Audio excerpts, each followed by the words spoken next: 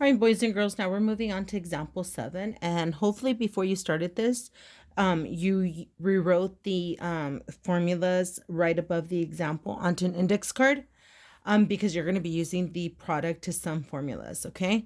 So for this example, we're just rewriting them. And so we're going to rewrite cosine of 2 theta times sine of 7 theta as a sum or a difference. Okay. So if you look at your index card or the textbook, the one that we're going to be using for this one is actually going to be the very last one, which is a difference. So we're going to be using, let's see, cosine and sine. Okay, so it's going to be cosine of u times sine of v equals 1/2 times sine of u plus v minus sine of u minus v. Okay, so this is the one. Okay, so basically all we have to do is plug it in here. So here we go. Sorry, I have to use the other side. So cosine of 2 theta, that 2 theta is going to be my u, and sine of 7 theta. Okay, and then so now we have 1/2, and then sine of and I'm going to go in order. So this is going to be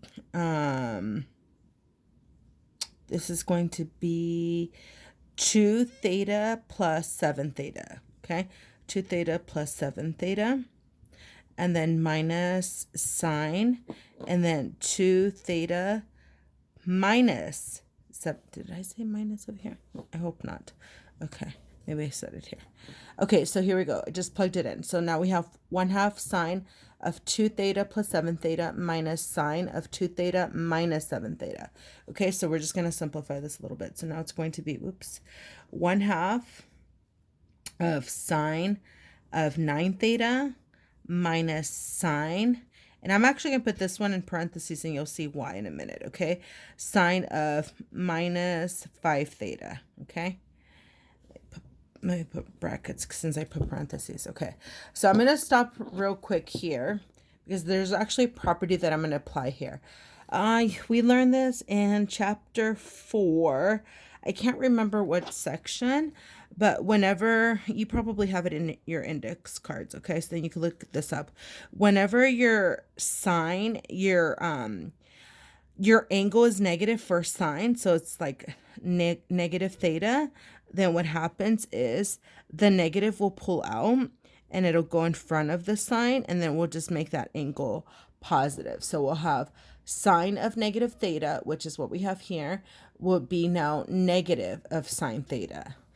So if I pull out this negative, we're going to have a negative times the negative. So now what we're going to have is, ready? 1/2, and I put brackets, sine of 9 theta minus, because I said we're going to pull out a negative and a negative. So a negative and a negative will be positive, sine of 5 theta. Okay. And then we'll just put brackets. And that's it. Now you don't want to combine these because remember, you're not really adding these angles, okay? These are two separate, well, they're both sine, but we're just going to leave them separate because they're like two different angles for now. We'll just leave it like this. Okay, all we did was rewrite it. We just simplified it, okay? So this is 1/2 sine, 1/2 sine 9 theta plus sine of 5 theta. Okay, and we just rewrote it, so we're not solving anything. That's it. Just rewrote it. Okay, and remember, the property that I applied. This was in chapter 4. I can't even remember what section, but you should have it in your notes. Okay. All right, and then that's it. We're just gonna simplify it to here. Okay, since we're not solving or anything. Okay, and then the other thing that I'm gonna have you guys decide right now. You can either pause it and try the checkpoint on example 7, or keep going because we're actually going to do example 8. So it's up to you. Okay, so now we're moving on to example 8. So here's the difference between example 7 and example 8. In example 7, we went um, from product to sum, and now we're going to go from sum to product, okay? And we're actually going to be solving because we're going to find the exact value of cosine of pi over 12 plus cosine of 5 pi over 12. Okay, so you actually need the formulas on page 388. So right below example 7. Okay, so either refer to your book or hopefully you have them in an index card. Okay, since we're working with cosine and cosine and we're adding, we're going to be using cosine of u plus cosine of v equals 2 cosine of u plus v over 2 times cosine of u minus v over 2. Okay, so this is the one we're working with. Okay, so here we go. Now we're just going to substitute, okay? So this is going to be 2, oops, let me use this side. Sorry, give me a second, my marker's dry.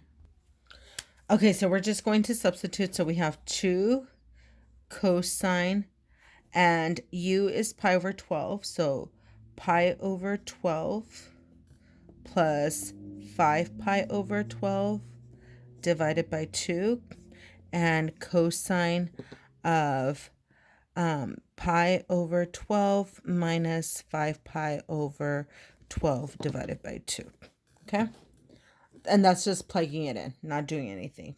Okay, so let's simplify these angles in here. Okay, so let's start with this one, pi over 12 plus 5 pi over 12.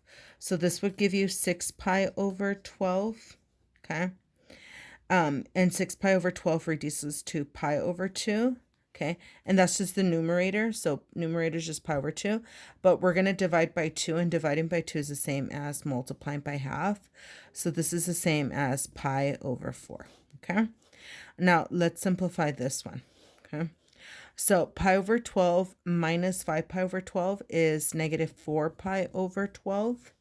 And that is the same as negative 3 pi over, no, not negative 3 pi, sorry. I was going ahead of myself. Negative pi over 3. And again, we're dividing by 2, but dividing by 2 is the same as multiplying by half. So this is the same as negative pi over 6. Okay, let me move that up a bit. Let me grab my second whiteboard so we can just keep it going. Okay, so now that I simplify the angles, so now I should have 2 cosine of pi over 4 times cosine of negative pi over 6. Okay, so those are my angles. Of course, they're written in radians, but now I can use my unit circle to actually figure out the values of cosine of pi over 4 and cosine of negative pi over 6. Okay, so let me grab my unit circle. Okay, so here we go. Cosine of pi over 4, that'll be radical 2 over 2. So we're going to have 2 no more cosine, sorry. 2 times radical 2 over 2. And of course, here we have cosine of negative pi over 6. But I just want to remind you, again, this was taught in chapter 4.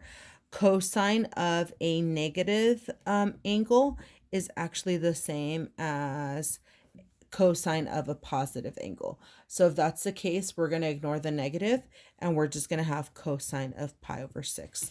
So when I find my value, I'm just going to look at pi over 6, okay? So cosine of pi over 6, it'll be square root of 3 over 2, okay? I try not to use the calculator, guys, whenever I don't need to, because I think sometimes it's a lot faster. So now we're just going to multiply this across. So if I multiply this across, this 2 and this 2 will cancel, and I'll just have square root of 6 over 2. And that should be my final answer. And this is my exact value, okay, of the sum of cosine pi over 12 plus cosine 5 pi over 12, okay? And that's it, boys and girls. Okay. So if you didn't try the checkpoint of example 7, go ahead and try the checkpoint for example 7 and checkpoint for example 8. Okay. And then check your answers.